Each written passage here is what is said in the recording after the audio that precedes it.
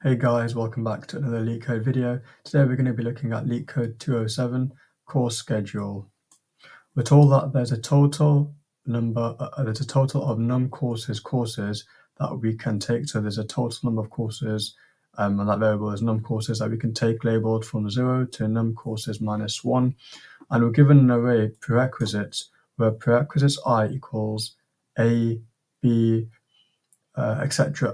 A and B. So basically, A is the course that we want to take, and B is the course that we must take that course. So in this example, 0 and 1, we have to take the course 0. We first must take the course 1, and we return true if we can finish all courses. Otherwise, we return false. So in this example, we have courses 1 and 0. So to complete course 1, we need to complete course 0. And there are no prerequisites for course 0, so we can return true because we're able to complete all courses. In this example, however, we've got course 1, which requires us to complete course 0, but to complete course 0, we also need to complete course 1. So let's visualize that as a graph. So we've got course 0 and we've got course 1. And to complete course 0, we first have to complete course 1, but to complete course 1, we have to complete course 0. So we have a cycle. So because we have a cycle in our graph, we return false. So this is going to be the keyword for this solution, cycle. We want to detect a cycle between prerequisites, and if they exist, if a cycle exists, we return false because we're unable to take all courses without and finish all courses.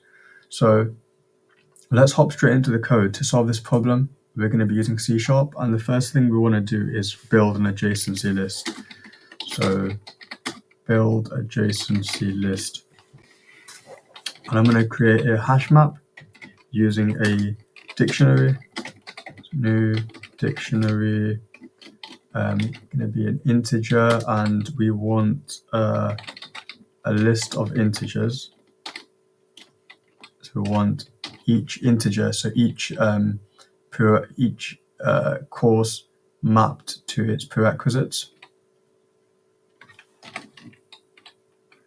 And we can say let's iterate through our courses.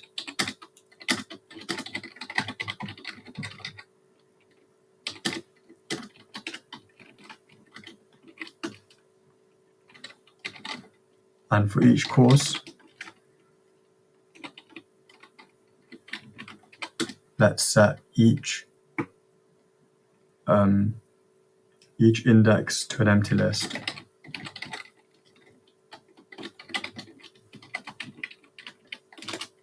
Now let's actually populate our adjacency list. So I'm going to copy and paste this.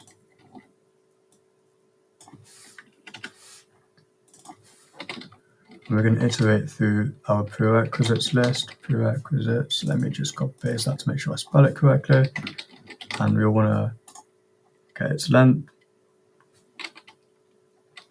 And we want to extract the pair from our prerequisites just so that it's slightly easier. So we can get the course, which is going to be the first element in our pair, and the prerequisites list, which is going to be the second element in our pair. And then with our premap, we can add a course, or actually no, we can set our course and add to the list we have in our hash set our prerequisites. So that's our adjacency list built. The next thing we can do is perform depth first search. So to detect cycles, we want to have a visited set. So if we come across a node again in our cycle, so if we come across a course that we've already added to our hash set, we can return false because we know we've detected a cycle. we're going to say new set or new hash set, and this hash set is just going to be a hash set of integers. And we want to create our depth first search function. It's just going to return a boolean, true or false. We want to pass in a course, and we want to say what we want to create our base case. So one of our base cases is going to be if our visited hash set contains our course, then we return false because we have detected a cycle. However, our other base case is going to be if our course, if our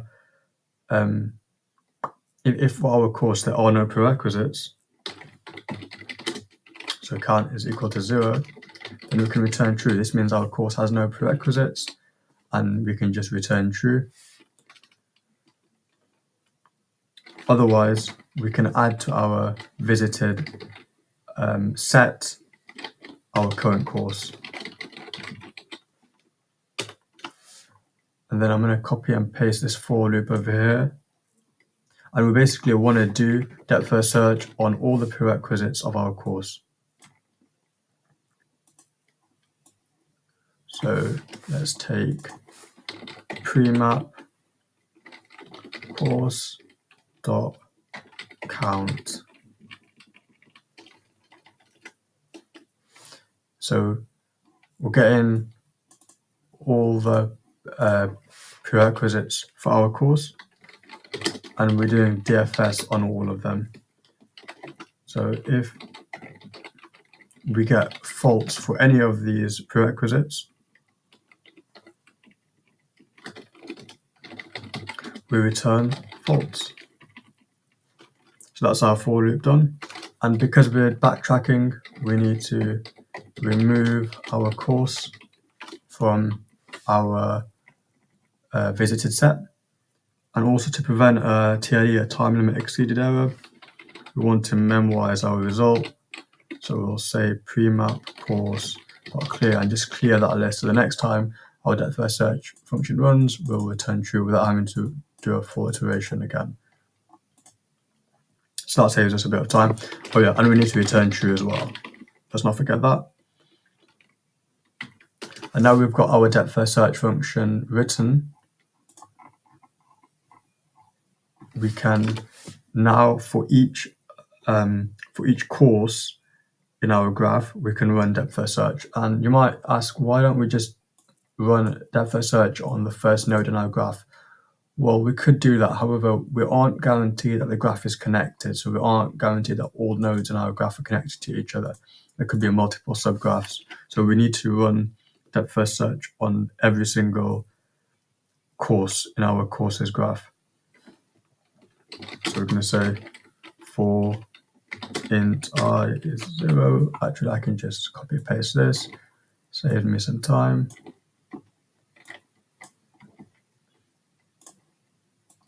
I is less than the number of courses, and if we pass I in like that, we just return false. Otherwise, we return true because it means we can finish all courses.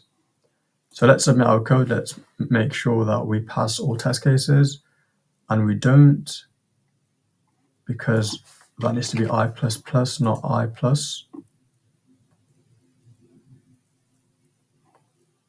And again, and because I copied and pasted that, it's going to be all over the place. Yep, as I assumed. Newbie error.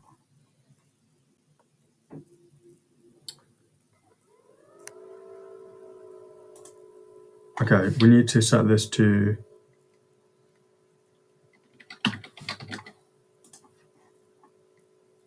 variable.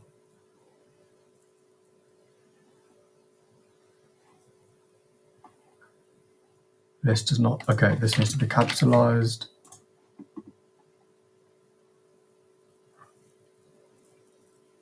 And we passed all 54 test cases. So a couple of hiccups at the end, mainly just syntax errors.